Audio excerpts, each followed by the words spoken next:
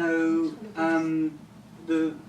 originally, when I was first coming here, I was going to teach a bit about the holographic breathing, sacred energies at Checkers, but then when Lindsay said, oh, a lot of her cranial friends were coming, I said, well, I'll teach the cranial side of it. And so that's what I've embarked upon. There's quite a lot to it. And the whole part with the cranial sacral fluid just started because I was dying when I first discovered holographic breathing. I had Lyme disease, I was dying. And with the holographic breathing, I just felt the whole brain, the whole cranial fluid was cranial fluid. Fluid within the brain, the fluid within the ventricles, and that whole system was cranial fluid, and that it flowed off down through the nerves. And then later, because I was recording the 4th seminar, which Andrew's just downloaded, that includes that. So I just felt I needed to look into it. And the more I looked into it, the more it made sense, my version of how it worked, rather than the version I've been taught. And as there are so many people here that have been on a cranial training and have presumably been taught the anatomy in the same way as I was, I felt now I don't know if this is going to work, but I felt to compare the two different ways, because as soon as I started seeing it as that you've got the cranial fluid that's created from the choreplexus, and you've got the cranial sacral fluid that's created from the capillaries through the whole central nervous system. As soon as I'm losing my way a bit, as soon as you see that in one way, you start thinking, well, and it seems so simple, and it seems, well, that's obvious that they are, they are the same fluid. They're both water, 99% water with oxygen and glucose in them. They're not actually separate, and it makes sense and feels right that it flows down through the nerves. And as I started investigating the nerves, I realized that the myelinated glial cells are creating rivers that the cranial fluid can flow down. But not only does the cranial fluid flow down, they create their own cranial fluid. So I started looking back at the model I've been taught, because I thought, well, this has been produced by scientists. It's in every single anatomy book, it's taught like this. If you click on Google, you get the map of how the cranial fluid moves. It's like an international image of the cranial system. But on investigation, for me, it does not work. The principles of it does not work. And I've never actually taught that in any groups before. I've never looked at the previous one, because it's much easier just to teach the new paradigm, as it were. And it really is like two different paradigms for me. It's like a turning of an age. And that image and that way of viewing the cranial sacral fluid as it was before is a bit the old paradigm, and then as we move into the new paradigm, there's a lot more light to it. So if I did that, it would be like a conversation, because I haven't viewed that with other people, and obviously everyone here has got a lot of anatomy knowledge, especially Andrew. I think he teaches it. So it's like a conversation. People can say, well, actually this and that.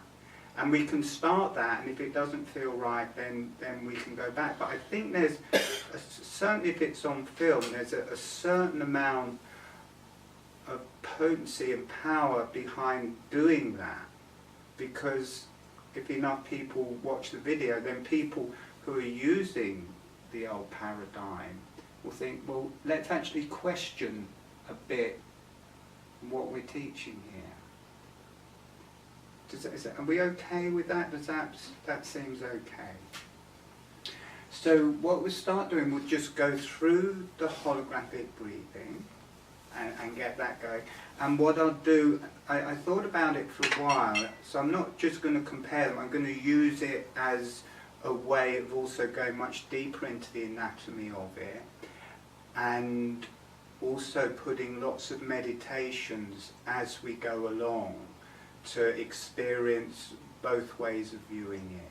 So it will, as we go, we'll build up an anatomy, we'll build up a way of viewing the anatomy in a whole way, rather than a divided way, and we'll build up an experience of viewing that internally as we go. So, as I say, I haven't done this before, and there's a bit of kind of angst in me, because I'm a bit annoyed. When I look at the old one, I think, that just can't work. Why is it being taught? It can't work. So let's just see how it goes. As long as we're okay with it, I'd like to do that. We'll start with this and just see my initial cranial books. Well subject. Do you still have books? Yeah. You do? Okay. So anyway, here we have the image you're probably all very familiar with, where the cranial fluid is created in the ventricles from the choroid plexus, and it comes out. In some books it has, in this book it has it going down the front of the spine and up the back of the spine. In other books it has it going down the back and up the front. Then it works its way up through the brain, up around the brain and out through the sagittal sinus at the top. So the difference between that and how I experience it is that for me it just doesn't go on that journey at all. That the cranial fluid is produced there and it just comes out. It still has it has oxygen in it, it has glucose in it, it has salt in it. This is all food. And my experience is it does come out and it becomes food for the nerves that are leaving the spinal cord and also the cranial nerves. It provides them with oxygen, it provides them with glucose, it provides them with minerals. And at the same time, the whole brain, the lower brain, the spine, there's 400 miles of capillaries there that are also producing cranial fluid, and there's a much larger amount of cranial fluid in them. So I don't know, it was a shock to me to find out how much cranial fluid there is from the ventricles. It's 1.5 times that. I quickly got up. It's 150 millilitres of cranial fluid from the ventricles, which surrounds the whole brain and through the whole ventricles. It's not very much. So now these are about twice the size of us in us. So if this is the arterial blood coming to the choroid plexus and this is the venous blood coming, that is the amount of cranial fluid that will be produced from it. It's about twice the amount of blood. It's the same in the body. As the arterial blood goes out, it's strong, it's powerful. And it comes out and becomes interstitial fluid around the cells and feeds the cells. And then the venous blood comes back. The pressure in the venous blood is about 1/10 the arterial blood, so it flows back much more slowly. So the interstitial fluid, not all of it can go back in the venous blood, and it comes back as lymph. So the same thing happens. The blood comes to the choroid plexus, produces cranial fluid. The venous blood, not all the fluid can't go back in the venous blood because it's going very slowly, so there's this much cranial fluid making its way back. And for me, it travels out through the nerves. Traditionally, and I think how you've been taught, how I was taught, it goes on this kind of magical journey. If you look at from the capillaries, there's about that much cranial fluid. So it actually gives you a bigger body of fluid to work with. So the arterial blood comes to the whole of the central nervous system, the spine, the brain stem, the cerebellum, the cerebrum, the whole thing. And the cranial fluid is created from the capillaries, and that becomes cranial fluid. Now, some of that can come back in the venous blood, but not all of it, because the venous blood is going much more slowly, and in venous sinuses sometimes it's even going backwards. So we end up with that much cranial fluid left in the system, and this is about double the size, both of them about double the size of what is in our cranium.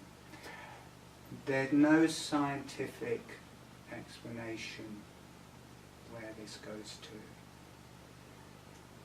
That's equivalent to saying you don't know that lymph exists.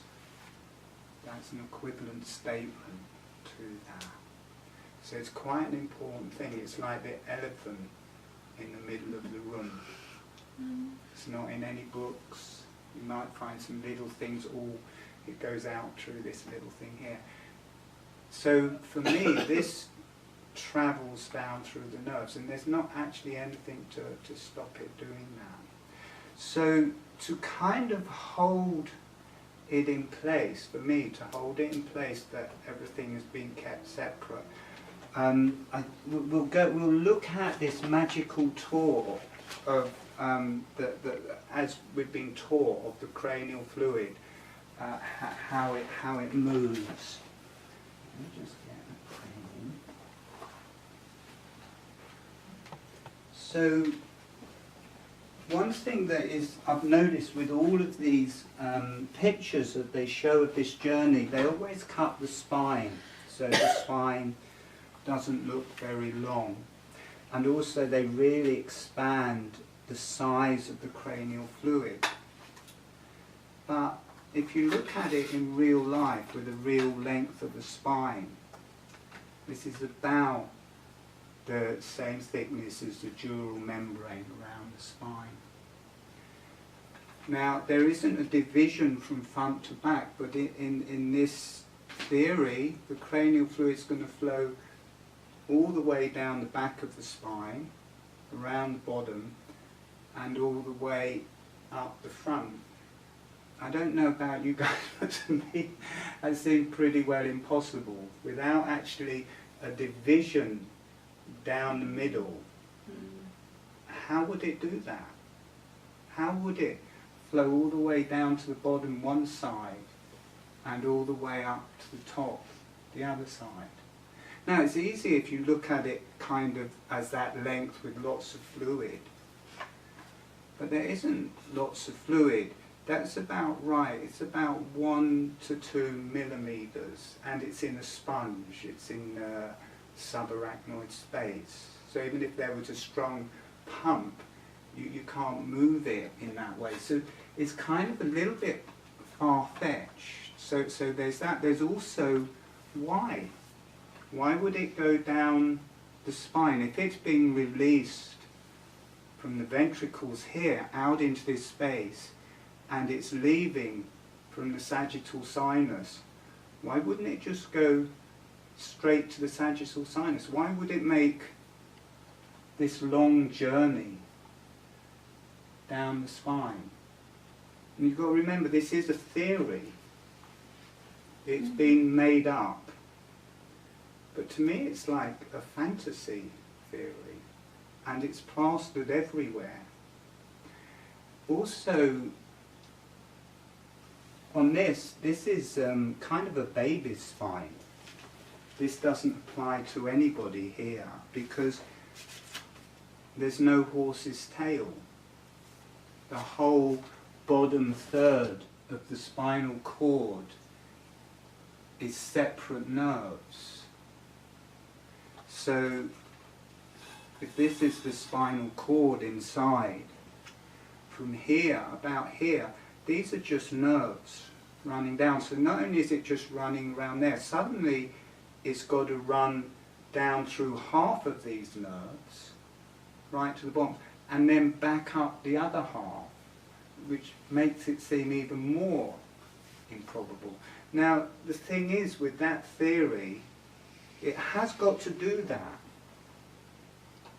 It has got to get to the bottom and back up to the top. Because if that cranial fluid doesn't go into the central nervous system, doesn't come out through the dural sheath, doesn't go into the nerves, unless it ventilates the whole spine, it will just sit there forever. That is it. So the more you look at this theory, the more it just does not make sense. Just for kind of O-level type inquiry, it just does not make sense. And also, everywhere else in the body, the interstitial fluid comes out of the blood. Now, in the body, it's got proteins in it, it's got oxygen in it, it's got, I don't know, it's got carbohydrates, it's got lots of different things, and they feed the cells. They use up the oxygen, and it comes back through the venous blood, and it comes back through the lymph, and it's used within the whole of the central nervous system. The cranial fluid in the body of the central nervous system, the cranial fluid there is called interstitial fluid. It comes out of the blood, it's full of oxygen. In the central nervous system, it's a very refined fluid. It's not the same as the interstitial fluid in the body. It's run on glucose rather than having carbohydrates and proteins. It's run on glucose and oxygen, and in the cells that comes together and produces carbon dioxide. So this, all of this fluid is used. It comes out of the 400 miles of capillaries. It's food, it's the breath. It gets used up by the nerves, by the brain, and then gets taken back by the venous blood as carbon dioxide. And then this, there's no actual, they have no idea where that goes to, the white, the actual cranial fluid. So this flows, so it comes out of the ventricles. They don't call it interstitial fluid. To my mind, it is interstitial. In this lecture, you'll see how when we name things, it gives it a definition. So one we've named interstitial fluid, one we've named cranial fluid. So suddenly they're two different things. They are exactly the same fluid with different names. So in the traditional view, it comes out of the ventricles. It is food. It is oxygen for the cells. It comes down one side of here all the way to the bottom and up because it has to ventilate all of that. It works up through the brain, and it leaves the sagittal side through the sagittal sinus, which is the venous blood, where the venous blood exits the brain. So the venous blood lets into itself oxygen and glucose, which are food for the cells, rather than what its job is, to take away toxins and carbon dioxide. And by taking this fluid back through itself, it's displacing the other fluids that could have gone down it, which would contain carbon dioxide and waste. So every possible way you start looking at this, it seems unnatural, and it actually makes no sense at all. Yet in every school it is taught as this is what happens. Someone's invented it however many 100 years ago, and no one's bothered to look at it in any way. But it, you know, and answer me back, you know, if you feel there's a problem with what I'm saying, you know, say, well, actually, no, there's this and there's this. also, naturally, cranial fluid is the heaviest fluid in the body. It is water, it's 99% water. Lymph, I think, is the next, it's 90% water, so it's almost, it's not quite that heavy. Blood, I think, is 60% water, so it's a lot lighter. So there's a downward pressure to cranial fluid. The pressure up at the sagittal sinus is almost nothing. The pressure at the bottom here is much more. It's like a cistern with a downpipe, and the pressure of the water running down is more at the bottom than it is where it's supposedly leaving at the top. So there's a downward momentum to it. Whereas in this old view, okay, you've got one going down, but the whole rest of the journey is kind of unnatural. It's uphill. So this image, it makes no sense whatsoever, and it's actually anti-natural. So what we'll do is, that's kind of half of it. I'm glad I went on this little bit. We'll do a couple of meditations, one of, look, I'm not going to get you to, see, there's another thing to this. You've got to be careful what you use as an image. If you use, one of the nice things about looking at anatomy is when you look at it, you're visualizing it in your body. So when you look at an image like this, you're putting that in your body, and if it's your job, you're putting it in your client's body as an image. And for me, this particular image holds people at a particular level of consciousness. And then when you look, have the image of a way that it works, it opens up into a totally new paradigm. This image and this whole way of working divides. It divides the cranial fluid from the cranial fluid. It divides the central nervous system from the inside of the central nervous system and fluids. It divides the cranial fluids from the nerves. It's divided in so many ways that should flow together. It's two completely different ways of working. So it's important that images you choose. And I was amazed, you know, maybe some scientist's going to come along and tell me I've got it all wrong, but to me it does not stand up to investigation in the simplest of ways. It really does not. So rather than it going down the spine and then coming back up and circulating just like that, you're saying it mostly goes down and then it goes out through the nerves? It's all of it. Yeah. The whole lot. The cranial fluid in the ventricles, the cranial fluid within the whole central nervous system. It's got the extra pressure because it's got to go somewhere, so there's the pressure of the cranial fluid behind the cranial fluid taking it out. There is the pressure of gravity taking it down and out. As we were describing last time, the myelinated glial cells, they produce the rivers for it to flow out, but not only do they produce the rivers, they work as capillaries with a capillary action in them, so they actually draw the cranial fluid out. So it's just really simple. There's nothing complicated to it at all. They are both water, they both are interstitial fluid, they have the same nutriments in them, they have the same oxygen in them, they are food for the cells, they are food for the nerves, they are oxygen for the cells, they are oxygen for the nerves, they are water, so they transmit light from the higher centers in the body through the whole body. It collects light from the above and the beyond and the higher self that can shine through the light. The optic, see, the names also give an image, like nerve fiber gives an image.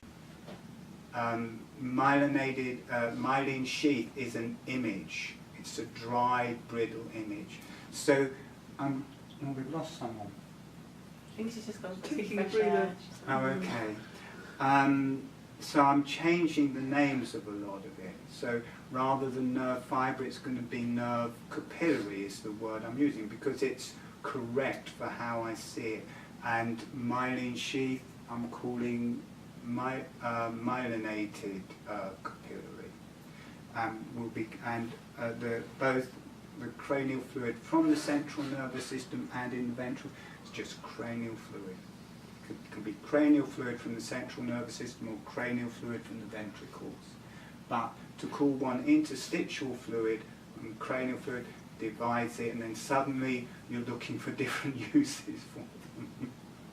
So what we're going to first do is just going down that journey downwards, and we're only going to do it for a small amount of time, up, down, because I find it unnatural.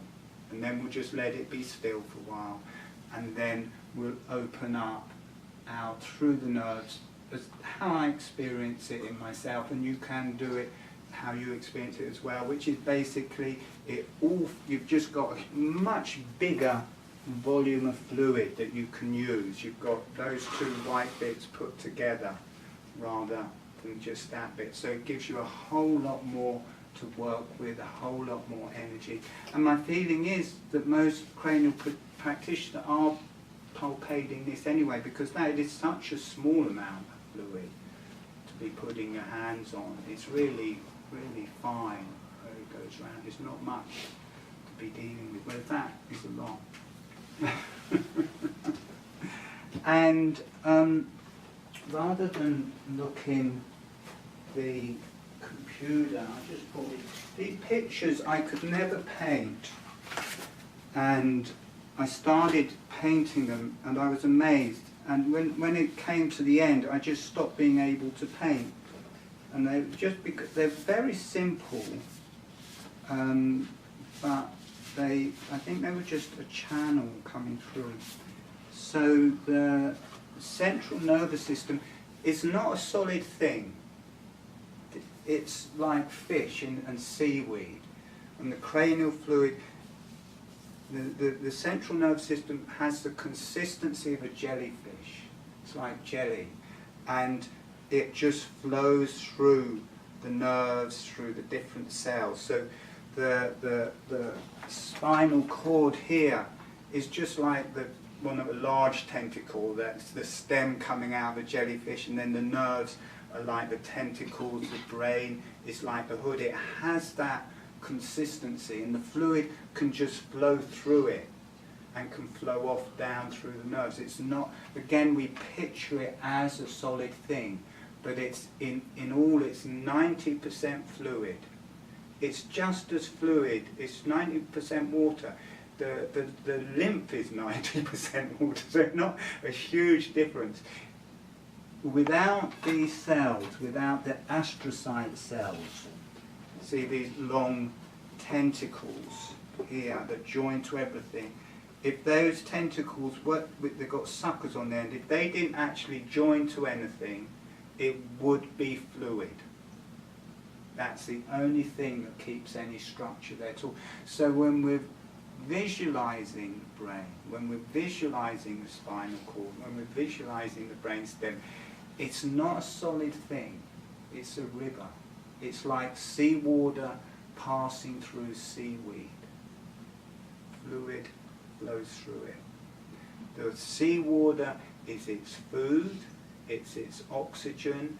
It also has a memory, it's water. It picks up the light from above. It picks up the light from the earth. It receives the energy from the Ajna chakra, the crown chakra, the throat chakra, all of the chakras, and transmits it through the body as light. And the nerve fibers are like, for me, they're like optic fibers or optic tubes or optic capillaries that the light shines through. So let's do these two meditations. How are we doing on that? How long have we got? 24 minutes. So dropping into the holographic breathing.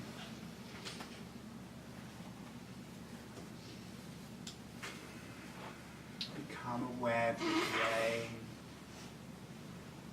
Breathing. The cranial fluid is 90% water. Cranial fluid is 99% water.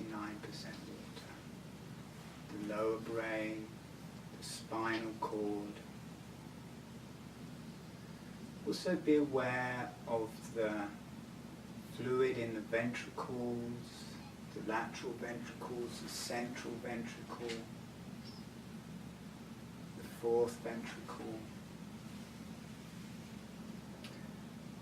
the central canal right down the middle of the spine, and the cranial fluid around the whole system. And first of all, we're just going to do the first part of the journey as from the traditional way. So we're not going to do it long, because my experience of it is that it doesn't promote health really. So the cranial fluid coming out of the fourth ventricle through two little holes, travelling down the spine, either the front or back, whichever one you choose, right down to the bottom of the spine, and then start seeing if it travels up the front of the spine, whichever is the way it's going up or down. So notice what that feels like, and what the journey going down feels like, whether it's easier for it to travel down or whether it's easy to travel up. So just noticing what that feels like. Now let that come to an end. And just let that cranial fluid around the spinal cord just be still, not moving anywhere. And then drop down to the bottom third of the spine, which is just nerves. Just let it sit in those nerves, not going into the nerves, just let it sit around those nerves. So in the cranial fluid, there's the light that shines through the cranial fluid, there's that oxygen that the cells breathe with, there's the glucose the cells eat. Just let it sit around those nerves, and now let it just enter those nerves. See what that feels like. And follow that down through the pelvis, through the legs, through the abdomen. So allow the cranial fluid as light and food nourish those nerves, and not just that it goes into the nerves as cranial fluid, it continues along the nerves, along the myelinated glial cells make. They make capillaries for it to run through and create more cranial fluid. Letting that travel through. Notice what, it doesn't have to be right or wrong, but notice what that feels like for your own energies. And then coming up the whole length of the spine in the cranial fluid around it, feeling the nerves there, and allow the cranial fluid to enter into the nerves. Still doing holographic breathing. Remember the holographic breathing. This gives you a way of traveling inside, traveling out through the nerves. Notice what that feels like. Doesn't matter if it's correct or real. Notice that traveling out through the nerves around the chest, the lungs, the heart, the kidneys, the abdomen, the chest, the arms, the neck, the throat.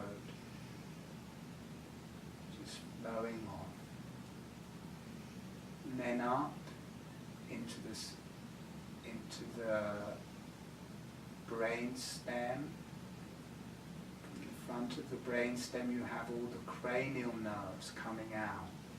They're all bathing in this cranial fluid that's full of oxygen and light, glucose. Allow that just to go into the nerves and spread out through the whole face, the whole cranium, the eyes, the jaw, the ears. Notice what that feels like.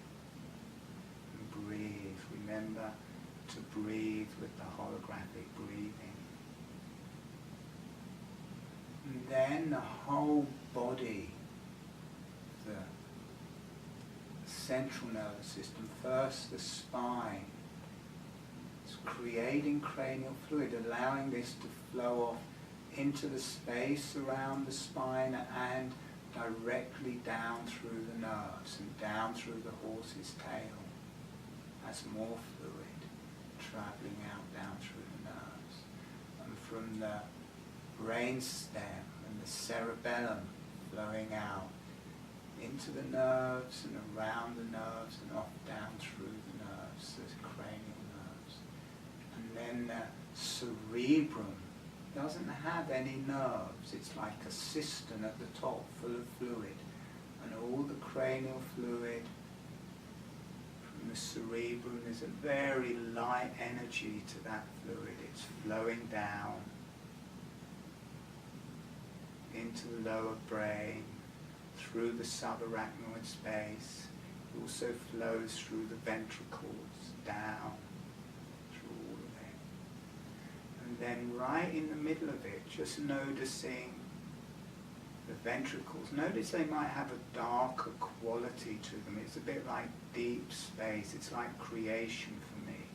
Got the lateral ventricles. They're like spaces in the seaweed, spaces in the jellyfish. The third ventricle, the fourth ventricle, and this central canal right down the center of the spine. This very precious fluid right at the center of your system. Notice the quality of the energy there. Notice it has a different quality. And the fluid being created from the coryplexus is flowing down through this. And it's not just coming out through those little holes, it's spreading out into the central nervous system, into the nerve roots before they go off on these long journeys.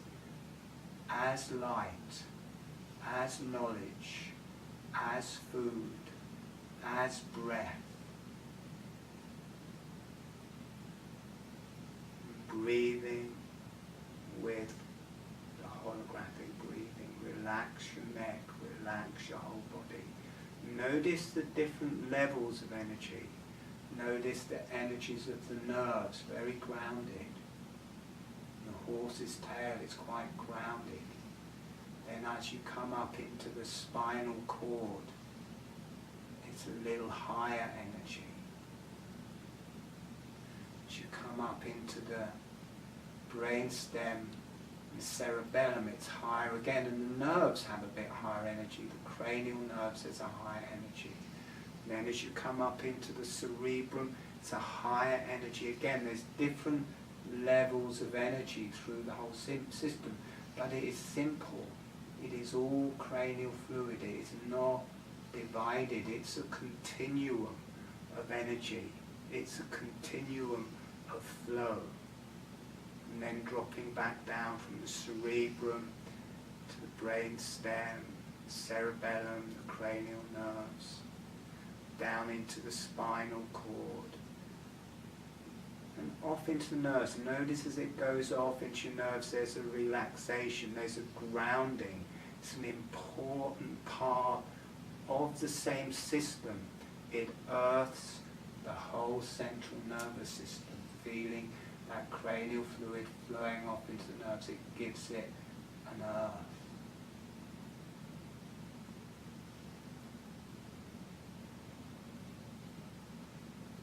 And gently coming back.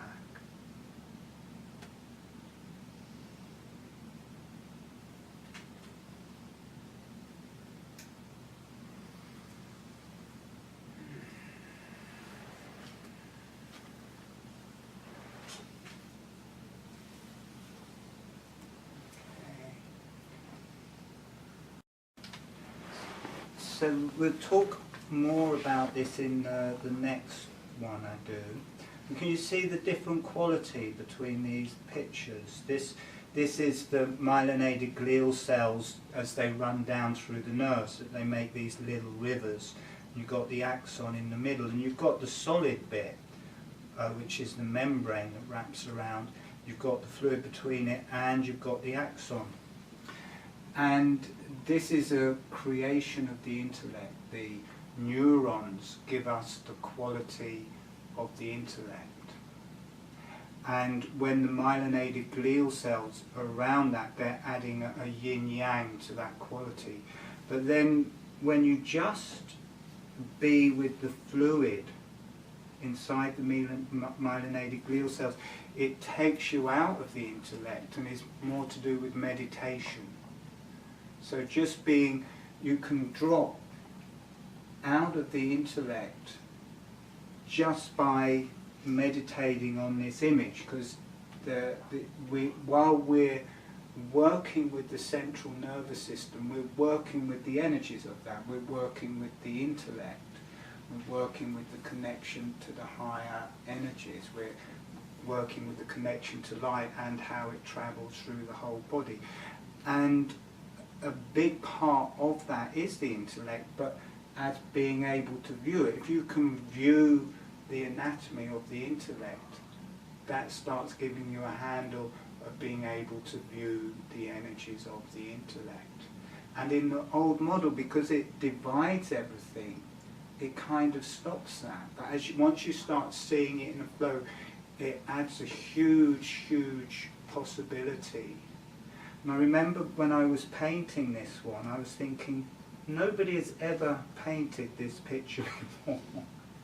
Because the only thing people are interested in is the physical bit of the myelinated glial cells. They think it's just a solid sheath to insulate the cells. They're not interested in the fluid in it.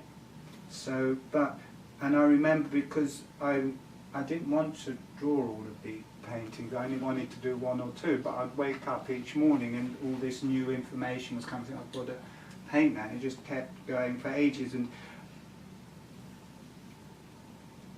I was in my van, I live in a van, I was trucking around in the van at the time, and I was at the bottom, I was in Avebury while I was painting most of these, and one place that I would paint would be at the sanctuary there, which is a very female place, and the other place that I would do it was at Silbury Hill. Silbury Hill is a copy of a myelinated glial cell. It's made of domes of chalk, and then a dome of clay, and then a dome of chalk, and the whole thing is the same structure as a myelinated glial cell, like the top half. And the hippies say that there's a well that goes right down the middle, which would be the axon. And I would go up and sit on the top of it, Silbury Hill, and there's this shaft of light that goes straight up through the middle of it. In the next lecture, we're going to go into the sacred geometry of these. But these are a spiral, and people boring as they've gone into Silbury Hill, it may look like a dome on top of each other, but it might not be real, because it may also be a spiral, the same as these, going round and round and round, and then you end up with a spiral going up the middle where the axon would be. So it's interesting. I remember one day I got up, and there's the intellect, and there's thoughts, and there's different types of thoughts, and there's creative thoughts that are verging on meditation.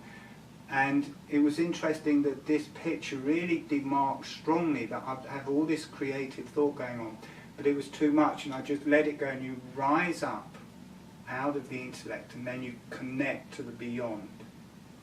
And the pictures had to have that quality to it. There had to be the creativeness of it and the channeling to it, but there also had to be the connection to the beyond. And then quite often when I allowed that, maybe half an hour later, the thing that I needed to know would just automatically come into my intellect.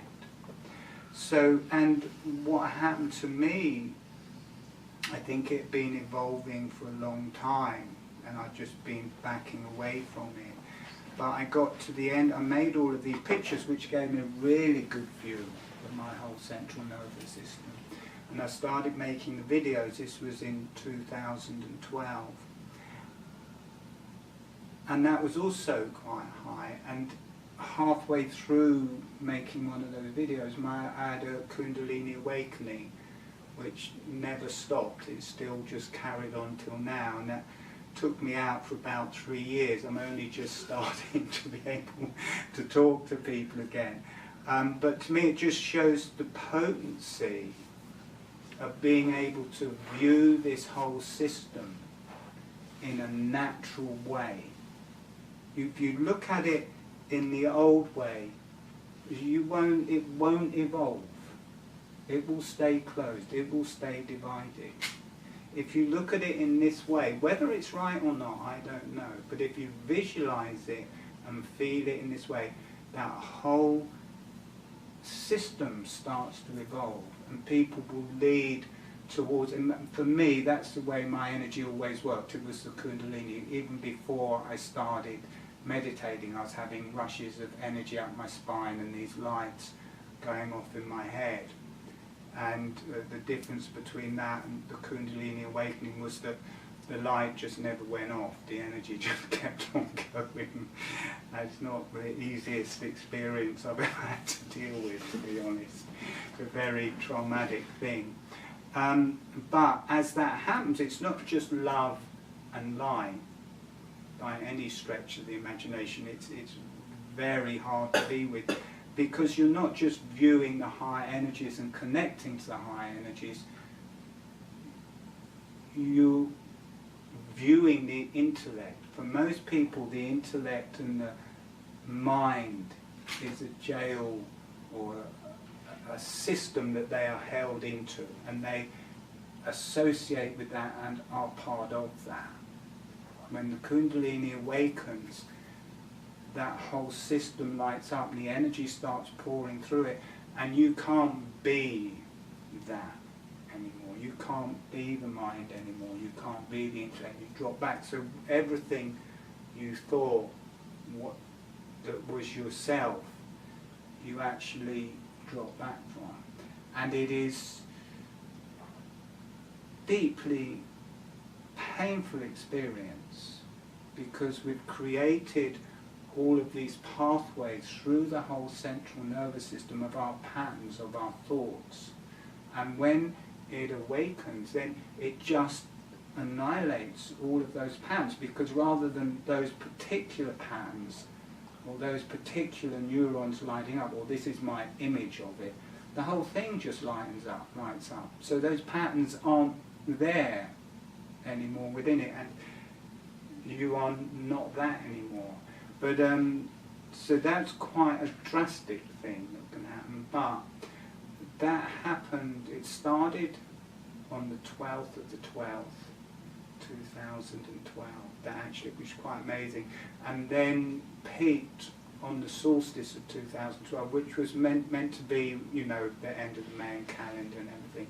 And I completely kind of poo-pooed that whole time, thinking, I just said, oh, the Mayans will get a new calendar. But for me, nothing was ever going to be the same again.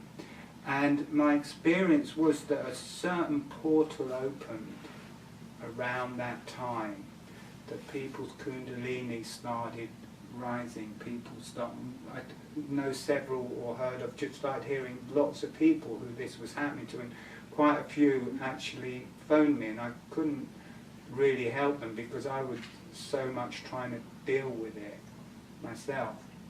But I don't think you have to go there with that explosion. I think you can go bit by bit in an easy route.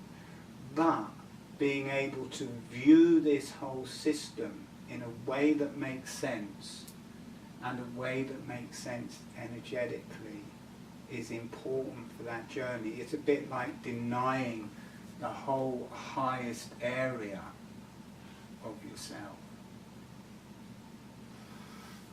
Okay, so let's go on. I'm going off. let's go on. Ah, look here.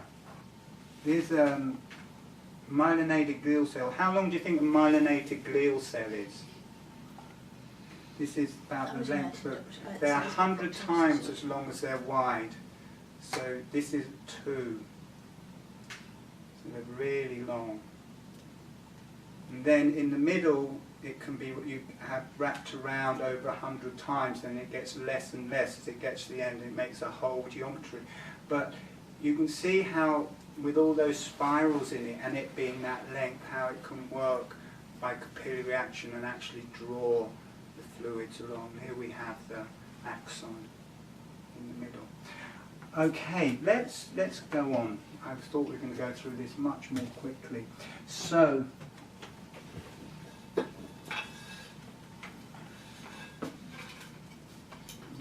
so the upward journey, in the textbooks, it runs from here, just around the brain, around the cerebellum, around the spinal cord, and then it comes to the tentorium, where it rises up through the hole in the middle of the tentorium.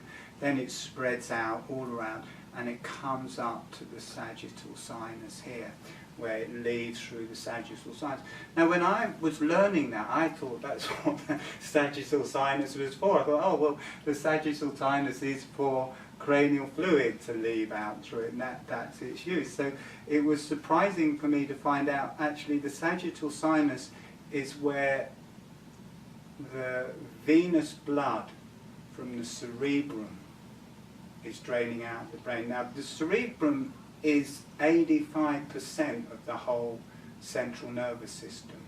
So you've got the blood coming to the cerebrum, it's arterial blood, produces the cranial fluid, and you've got the venous blood coming back, and that all works its way out through the brain to the surface of the brain.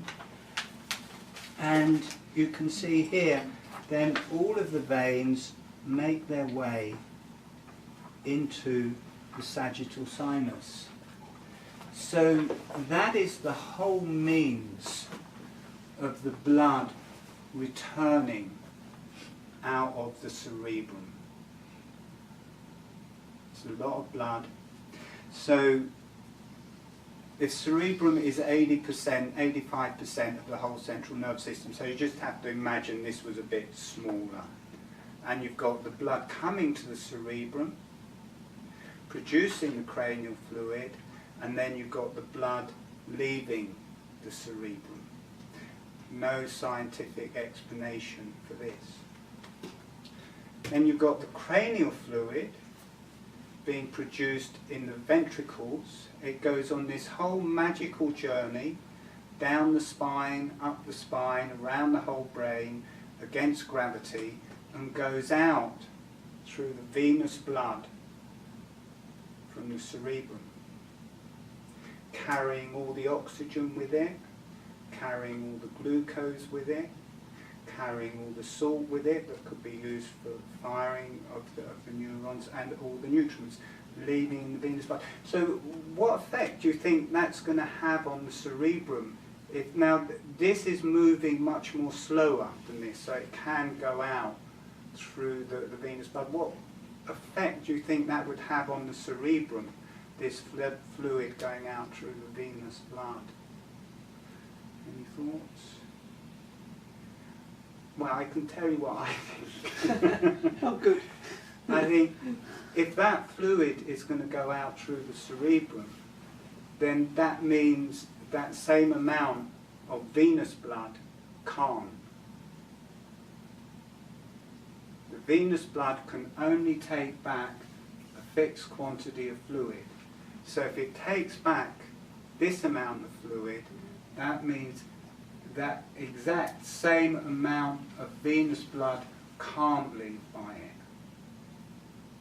So it's letting oxygen and glucose leave rather than letting the toxins and the carbon dioxide from the cerebrum leave. So it seems highly unlikely to me in every possible way. It will completely block up that whole system. It will back it up and produce pressure. And effectively, by this fluid going out through that, it's stopping this fluid load. So it just means there will be more fluid in the cerebrum. It's not like you've lost any fluid or more fluid's left, because less is left from the cerebrum. So you just end up with you pour this cranial fluid into that system, you just have more fluid in that system. So it just seems a very unlikely model to me. Now, as soon as you acknowledge that you've got this fluid here from the blood, the cranial fluid in the central nervous system is there and has got to leave in some way, then the old model cannot work. It simply cannot work, because this is expanding out, it's got to go somewhere, and the first place it's going to go is to move out into the subarachnoid space. There's no nerves in the cerebrum, so it's just going to start spreading out. It's going to start finding its own way home other than the venous blood. So if this spreads out into the subarachnoid space, the cranial fluid from the ventricles can't go on this incredible journey and go into the subarachnoid space around. So as soon as you acknowledge that fluid is then expanding, then the old model can't work. As soon as you take on the possibility that the fluid and the cranial fluid from the ventricles can travel down through the nerves, that ends the old model, because it will no longer go down one side of the spine and up the other side. It will go down the spine and out through the nerves. So taking on either of those two things, that this fluid exists and expanding out, the old model can't exist, and that it flows out through the nerves, means the old model can't exist. So, you know, I was looking at this new way and experiencing this new way, and I was looking at the old model and I was thinking, that makes no sense whatsoever. It's not just like it's a little bit doesn't sense, it's like in your face, really stupid, ridiculous theory that makes no sense at all. And as I say, people can front me on it and say, well, actually, this, I'm fine with that, but I can't see how it makes sense.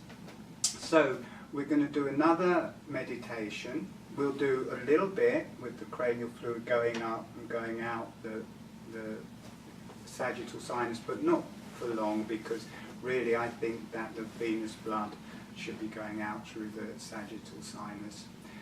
Maybe some cranial fluid may go out through, but it will be the cranial fluid from the cerebrum for me. And I think it's actually an overflow. It's right at the top of the system, and I think if there's some pressure to the brain and cerebrum, it goes out through whatever those little villi are called. Or because there's no pressure there normally. Or when you're asleep and you're not active, there's no longer the gravity moving down the body, and then actually here and the back of the head here, it actually becomes a low point for the cranial fluid from the cerebrum to actually lead through the sagittal. So that's what I think the use is for, as a protection and overflow and at night. So we're going to do another meditation. We're going to do it now. We're going to include the blood flow to that area. And we'll start off with a bit with the old model, and then we'll just go with how I see it. I'm really venting my spleen.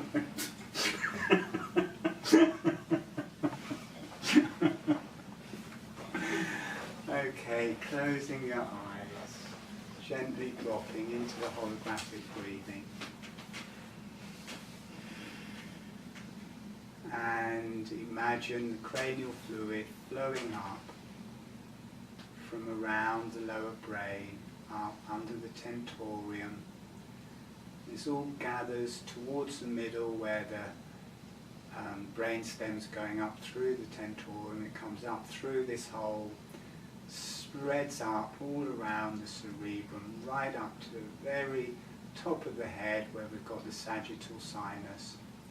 Notice there's no pressure there, there's no gravity there, it's the very top of the system. And then if you want, you can imagine it going out through the sagittal sinus. Oh, Okay, so now being aware of the whole cerebrum, 80%, 85% of the whole nervous system. It's a big organ sitting on top of the tentorium there, and then the arterial blood is coming to the cerebrum, probably 350 miles of capillaries in the cerebrum, and cranial fluid is being filtered out of the capillaries there, this water, 99% water. And then the capillaries are carrying on, they're becoming venous blood, they're collecting carbon dioxide, they're collecting toxins, and they're rising to the outside of the cerebrum and rising up and out through the sagittal sinus. And from that you're left with this body of cranial fluid that's got to make its way home in another way. And first it spreads out from the cerebrum around the whole cerebrum into the subarachnoid space around the whole cerebrum, and then starts making its way down around the cerebrum, down through the hole in the tentorium. It also moves down through the whole body of the cerebrum, down into the brainstem and down. It also moves down through the lateral ventricles and the third ventricle, down into the lower brain, down through the ventricles and out. Then becoming aware of the blood flow to the brainstem, to the cerebellum,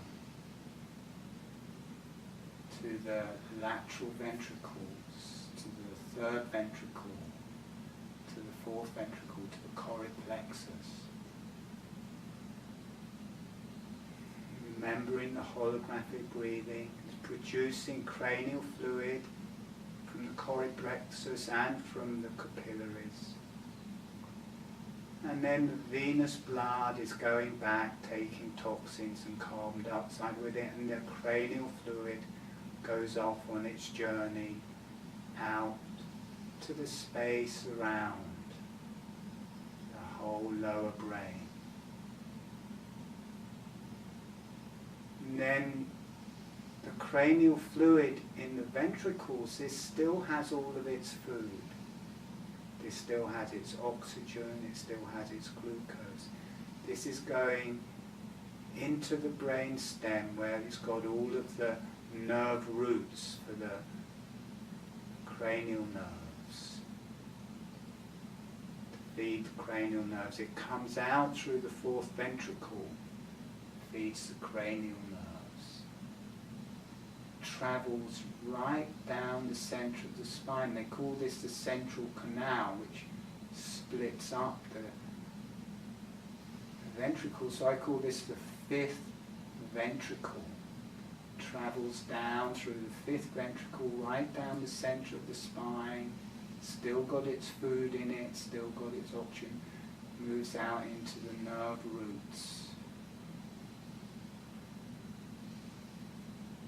Then through the whole spine, the blood supply to the spine, to the spinal cord, produces cranial fluid from the blood. The venous blood goes back, and we're left with this body of fluid flowing out around the whole spine, through the whole horse's tail, and starts moving out through the nerves. And it spreads out through the nerves, these rivers of cranial fluid spreading out into the body. Right to the fingertips, right to the toes, to every organ. And as this fluid travels along, the myelinated glial cells and the nerves, there's also a blood supply to them.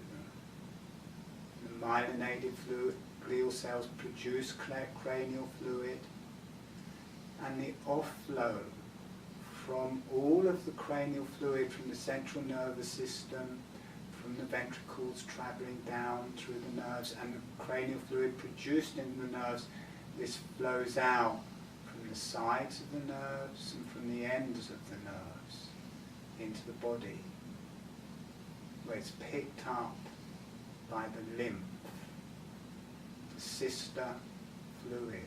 The lymph is 90% water. And it starts off as little tiny capillaries, the same size as the nerve capillaries, the same size as the blood capillaries. And they gather pace and get bigger and bigger, twice as much lymph as blood. You can feel this through your whole body like an ocean, a very soft fluid. This connects to the moon for me. It's a very female fluid, the lymph. It's a sister fluid to the cranial fluid. This travels back slowly to the heart. It's received by the heart and back into the blood. And the blood's going round the lungs, it's carbon dioxide's leaving, oxygen's being received, receiving nutriments. It flows off to the whole central nervous system, in the ventricles and the choroid plexus. The cranial fluid is produced, the venous blood goes back.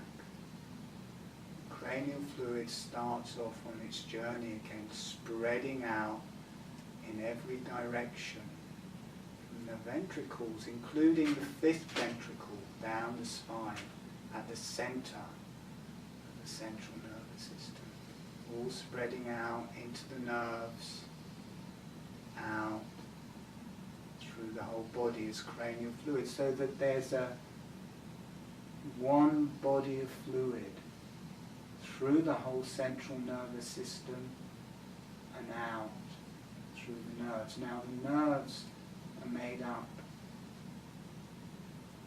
of millions of little nerve capillaries. There's 100 billion neurons in the central nervous system, so it's probably going to be hundreds of millions of little nerve capillaries.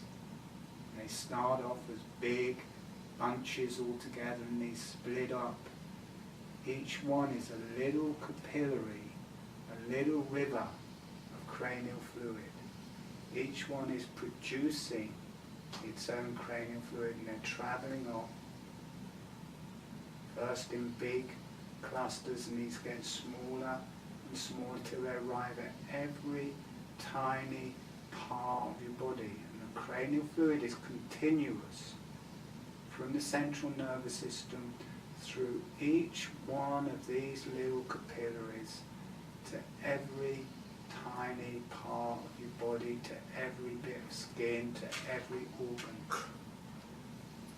And the light travels through the energies of the crown chakra, the ajna chakra, the energies of the earth, the higher self. The nerve capillaries are like optic capillaries, the light shines through them. It heals the whole body and gives somewhere for this cranial fluid to leave.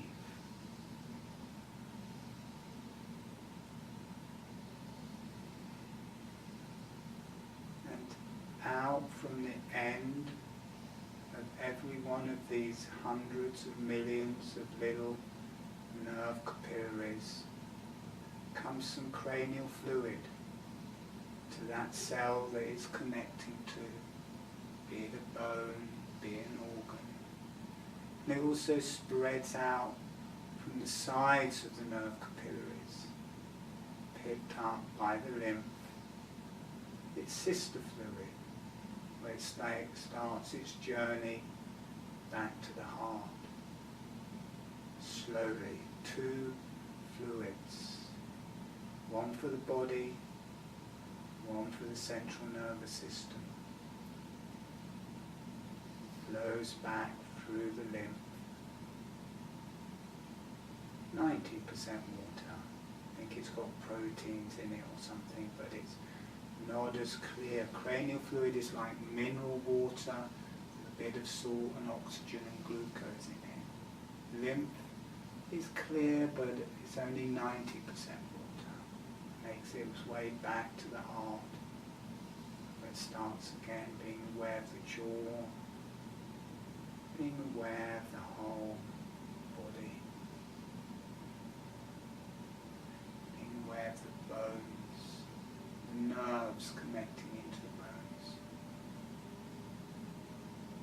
And the light goes both ways. You may, after a while, feel this darker light moving the other way, up through the nervous system, up through these nerve capillaries, from the body, from the earth, connecting this system to the earth as a continuum, one body of fluid, connected through all of these hundreds and millions of nerve capillaries.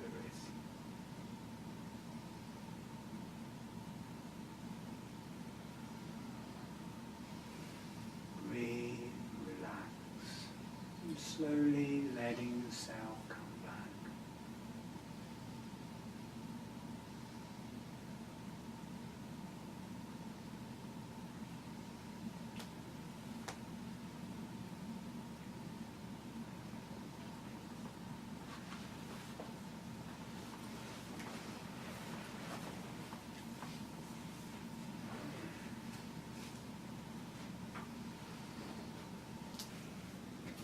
So, if you think of as the whole central nervous system, including the ventricles, and including all the capillaries, everything, and that is the blood coming to it, that is the venous blood coming back, and that is the cranial fluid.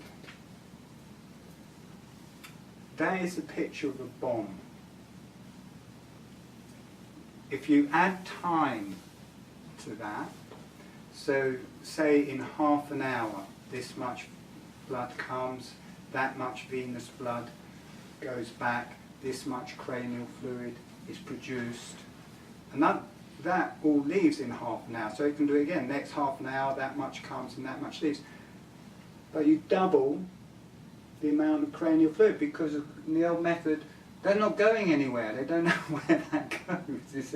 It doesn't go down through the nerves. So you just keep every half an hour, you get that much of that again. And when I visualized it in the old thing, in myself, and doing holographic breathing, I could feel the plates in my head starting to expand as the cranial fluid just started filling up. As soon as I let it come out through the nerves, my whole head shrunk down.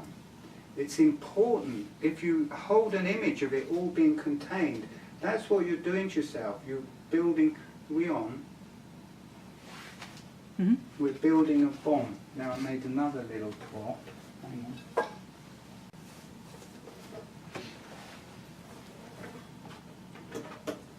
You can make one of these yourself.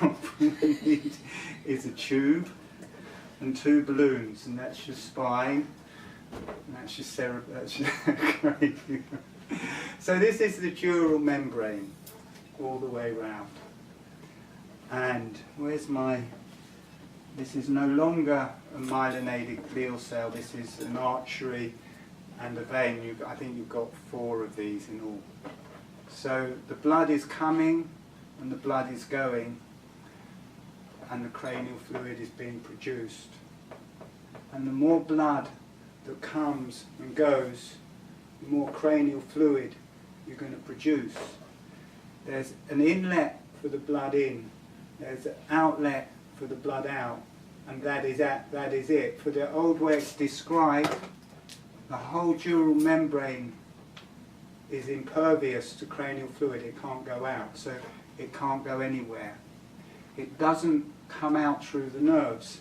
So if the cranial fluid, as we talked here, would double, or you get that bit extra. So you've got a bomb. It will blow your head up. If you view it in that way, you're pressurizing the whole system. I don't know why that within the old model, because the perfect place and the only place of any substance for that fluid to go, oh come on, there we go, is out through the nerves. So I think you've got about 60 of these down through the whole spine, another 24 cranial nerves. It makes the only place for that cranial fluid to go. There's nowhere else other than out through the dual membrane. Now some might go out, but nothing like the quantity we're talking about. It's like the lymph for the central nervous system. It's got to go somewhere. And there isn't anywhere else for it to go other than the nerves. That is kind of it. Right, okay. We'll do a little meditation again and we'll finish up. And if you want to come back, we'll carry on in this journey. We'll go into I brought these pictures. I didn't do the next bit because we just haven't had time. But we'll, if people want, we'll go into that next time. Just take it deeper and stronger. But we'll just do a quick meditation. I think that's a great model. It's 15 minutes enough? Yeah, I think so. Okay, actually just click it anyway. Alright, closing your eyes and dropping into the holographic breathing.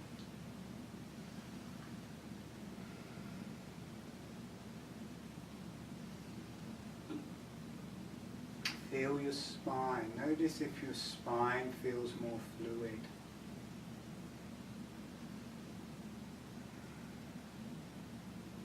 Notice your brain, cerebrum, lower brain.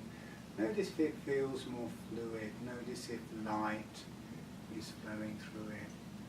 The ventricles around the subarachnoid place full of water, with oxygen in it, with glucose in it, all the cells feeding on the oxygen, on the glucose, all the cells feeding on the light, and then travelling off down through the nerves. Notice how that gives it a nerve, right out to the hands, out to the feet, through the neck. I'm feeling people's necks a bit. Be aware of your neck, the nerves travelling out from the spine in your neck. And breathe. And notice how once you feel the nerves, suddenly you can breathe more deeply. It enhances the breath. Yeah, definitely your necks. Be aware of your necks. Be aware of the nerves coming out of your necks and all of those millions of nerve capillaries coming out from the spine and your neck and down your arms. And breathe. Notice how good that feels to your central nervous system to have that rivers flowing out from it through your whole body. That it's a relief. It's a release.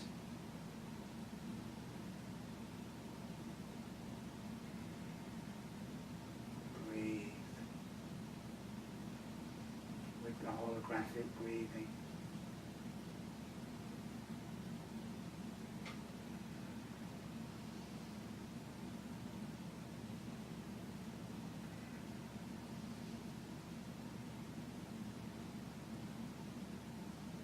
Relax the throat. And become aware of the jaw. Notice how this more connects to the bones. Through the face, through the cranium, through the spine, through the arms and legs. The jaw connects to the bones and gives another earth. Tongue and its light seal to the roof of the mouth connects down through all of the organs,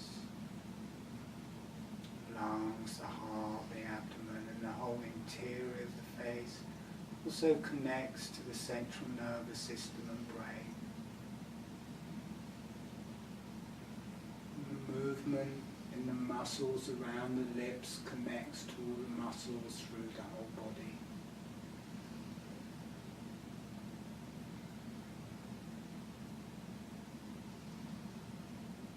Breathe, it all breathes. The central nervous system works on light. Light shines through it. That's why the water needs to be so refined. That's why it's 99% water. So the light can shine through it. And light is one type of energy. There's all sorts of levels of light and energies can travel through that water. Healing your whole body. Healing everything. There's a light that comes from the earth. There's a darker light that comes from the earth. And there's also a dark light that comes more through the back of the head, from deep space, from the beyond, from creation. There's a dark light, very deeply relaxing. And breathe. The breath connects this. As soon as you connect out through the nerves, as soon as you see this body as one, then the breath gets deeper. And breathing very gently, giving a thank you to the earth, a thank you to yourself.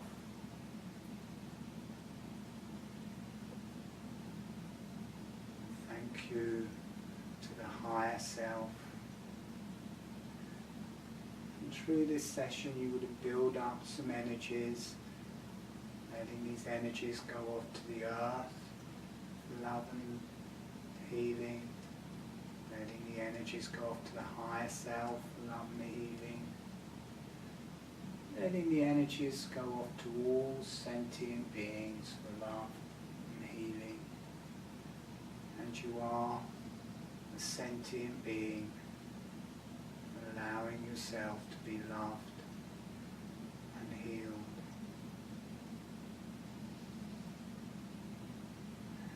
And gently